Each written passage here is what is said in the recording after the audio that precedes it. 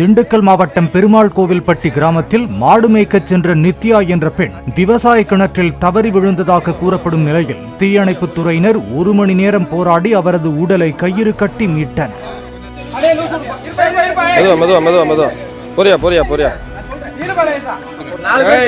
நீங்கள் லூஸ் விடுங்க தம்பி.